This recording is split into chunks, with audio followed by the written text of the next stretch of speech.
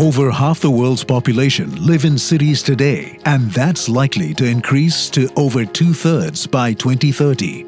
Urban activities are major sources of carbon emissions, increasing Earth's temperature at a pace faster than ever before, and making cities key contributors to climate change.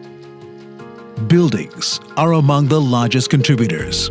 Day to day, they require energy for lighting, heating, and cooling.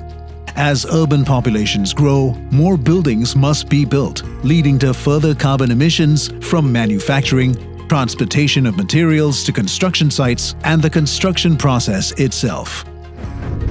Cities have the largest number of cars and trucks, and globalization has led to further emissions from rail, air, and marine transportation. As the Earth's temperature rises from increasing carbon emissions, the frequency of extreme weather increases.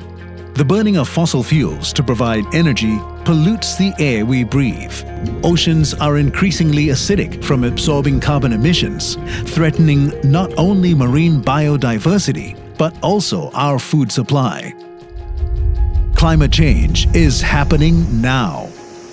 But the impacts we currently experience are only a fraction of what future generations will have to confront if we don't act now. Protecting nature is key to preventing climate breakdown, but how can we effectively do so in increasingly concentrated cities? There is a misconception that for cities to progress, nature has to suffer and vice versa. In fact, by enabling many of us to live together in healthy and sustainable urban environments, cities can create the efficiencies needed to be able to meet their science-based targets on climate change, as well as lessening the footprint of the city on the wider landscape. Nature is key for helping cities adapt to climate change. Urban parks and trees can help reduce temperatures in the city, while green roofs and green pavements can help absorb rainfall from increasingly severe storms, reducing flood risk. Meanwhile, in the watersheds that surround many cities, reducing deforestation and restoring upland forests can also reduce riverine flood risk. So it all means that the cities of the future should actually have much more nature in and around them than they do today. Globally, more than 700 cities have joined the Race to Zero campaign, which is a collective commitment to contribute to a 50% reduction in emissions from cities by 2030 and reach net zero emissions by 2050, the target we have to reach to avoid climate chaos. In 2021, the Singapore Green Plan, a whole-of-nation movement led by the government, was introduced to advance Singapore's national agenda on sustainable development and to achieve its long-term net zero emission goals. This includes an energy reset, placing focus on renewable and clean energy to power the city.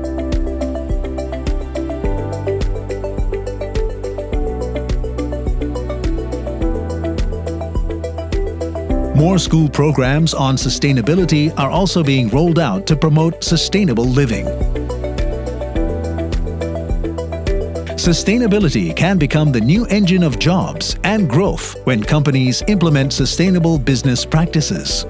New occupations that contribute to mitigating climate change will also make the job market more diversified. Working across sectors, Singapore continues to pursue solutions to achieve its vision of net zero emissions while still meeting people's needs. Successful climate change mitigation at the scale needed to avert dangerous climate change requires individuals to play their part too. Cities can't deliver on these promises without the support of their citizens.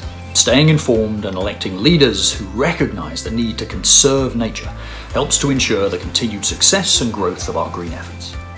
Individuals also play a role in encouraging companies and organisations to switch to more sustainable practices and sell more environmentally friendly products by simply being their customers.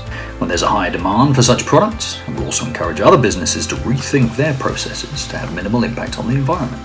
And more sustainable goods aren't necessarily more expensive. Simply choosing to buy local instead of overseas products helps to cut emissions from transportation. Or making food choices that have lesser impact on the environment. As demand grows, it enables greener companies and organisations to scale up and costs can become lower. In the end, it's people like you who can be and must be a key part of the solution for your city. The collaborative effort from governments, businesses, and individuals is key to restoring our Earth and ensuring a brighter and greener future for biodiversity and also our future generations. Join us to discover the value and wonders of biodiversity.